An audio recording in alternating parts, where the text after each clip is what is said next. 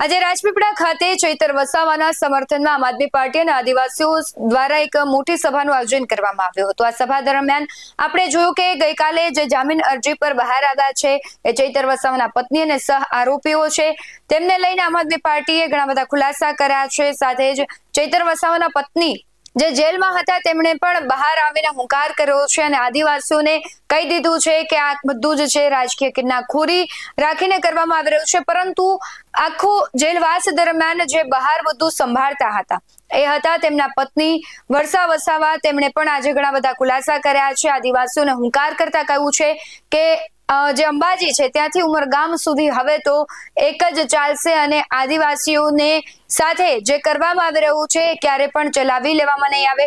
શું કહી રહ્યા હતા આજે તેમના પત્ની છે વસાવા, તેના વિશે જ વાત કરવી છે। નમસ્કાર, ગુજરાત દેશ 9 TV ન્યૂઝમાં આપની સાથે હું છું ભગવતી વિશાવડિયા। છેલ્લા ઘણા સમયથી આપણે જોઈ રહ્યા છીએ કે આદિવાસી પટ્ટામાં એક જ ચર્ચા થઈ રહી છે કે ચૈતર વસાવા ક્યારે બહાર આવશે। તેમના પત્ની અને સહ આરોપીઓ છે વનકર્મી પર જે હુમલાનો કેસ હતો તેમાં તેમને જામીન અરજી મળી ગઈ છે, તે બહાર આવી ગયા છે, પરંતુ હજુ પણ ચૈતર વસાવા જેલમાં છે। તેમની મુશ્કેલીઓ દિવસે ને દિવસે વધી રહી છે। ક્યારે તે જેલની બહાર આવશે તે તો હજુ એક પ્રશ્નાર્થ છે। પરંતુ આ બધાની વચ્ચે આમ આદમી પાર્ટી અને આદિવાસીઓએ તેમના સમર્થનમાં એક કેમ્પેન પણ ચલાવ્યું હતું અને આજે સભા પણ યોજી હતી। કેમ્પેનમાં ખૂબ સારો પ્રતિસાદ મળ્યો છે।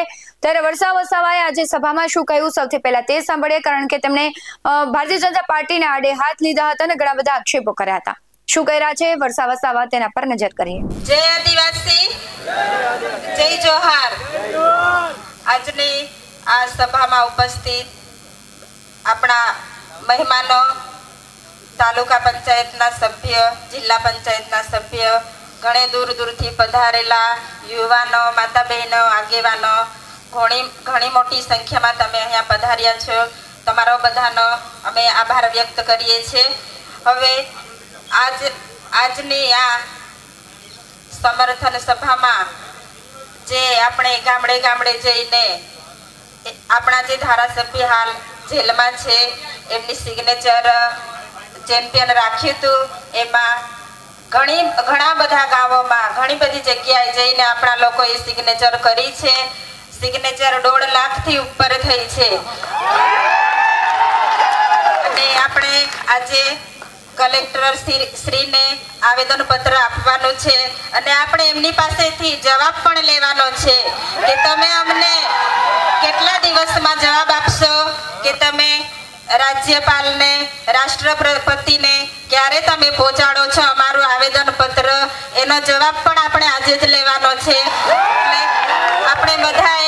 આપણે બધાએ ત્યાં કલેક્ટર ઓફિસે જવાનું છે આવેદન પત્ર આપવા માટે। હવે ખાસ તો હું જ્યારે મારે એકલા હાથે લડવાનું થાય છે ત્યારે તમે બધા તમારું કામ છોડીને હર હંમેશા મારી સાથે આવીને ઊભા રહો છો, એટલે હું તમારો બધાનો સાથ સહકાર ભૂલી નથી જતી। હું યાદ રાખું છું, કેમ કે આગળ પણ આપણે એક પ્રોગ્રામ કર્યો ડેડિયાપાડા, ત્યાં પણ ઘણી મોટી સંખ્યામાં લોકો બધા પધાર્યા હતા। ઘણી દૂર દૂરથી લોકો આવ્યા, સમર્થન આપ્યું કે તમે એકલા નથી, અમે બધા તમારી સાથે છો, એવું તમે મને કહ્યું। એટલે આજે હું તમારી સામે એકલી નથી, તમે બધા મારી સાથે છો। હવે આપણે જોઈએ છે કે ઘરનો મોભ કહેવાય, તેવી જ રીતે આપણા ધારાસભ્ય આપણો એક મોભ છે કે મોભ આજે જેલમાં છે। મોભ વગર કેટલી તકલીફ પડે છે તે આપણે બધા જાણીએ છીએ। એટલે આપણી લડત અહીંયા પૂરી નથી થતી।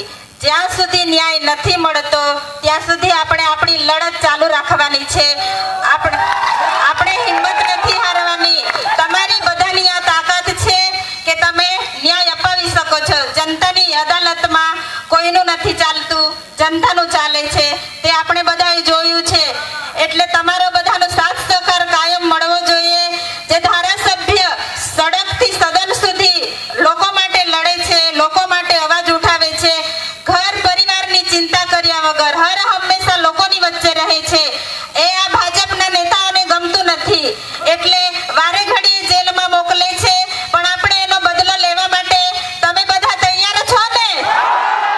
આપણે બદલો લેવાનો છે। 2027માં અંબાજીથી ઉમરગામ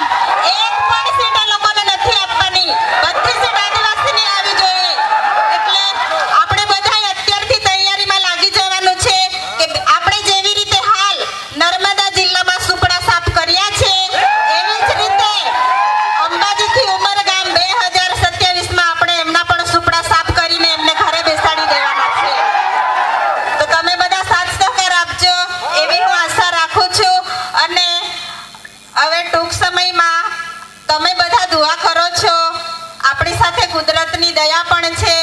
તમે બધા સાથ સહકાર આપો છો એટલે હું તમારી પાસેથી પણ આશા રાખું છું કે જ્યાં સુધી ન્યાય નથી મળતો ત્યાં સુધી તમે બધા મારા પરિવાર સાથે ઊભા રહીશો એવી હું આશા રાખું છું. અને જ્યાં પણ જરૂર પડે છે, જ્યારે પણ હું આમંત્રણ કરું છું ત્યારે પણ તમે ઘરની ચિંતા કર્યા વગર પોતાનું ખેતીવાડીનું કામ છોડીને આવો છો એ મારા માટે મને ખૂબ હિંમત આપે છે.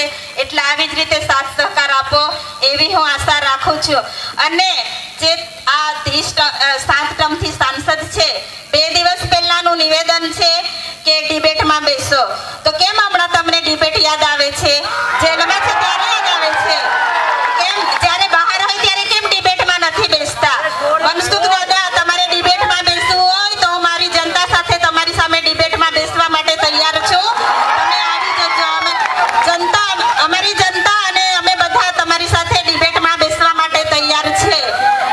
તમે બધા સાથ સહકાર આપજો એવી હું તમારી પાસેથી આશા વ્યક્ત કરું છું. આટલું કહીને મારી વાણી પૂરી કરું છું. આભાર. વર્ષા વસાવા જે પ્રમાણે આક્ષેપ કરી રહ્યા છે, સાથે જ આદિવાસીઓમાં નખું એક પ્રકારનો આક્રોશ છે.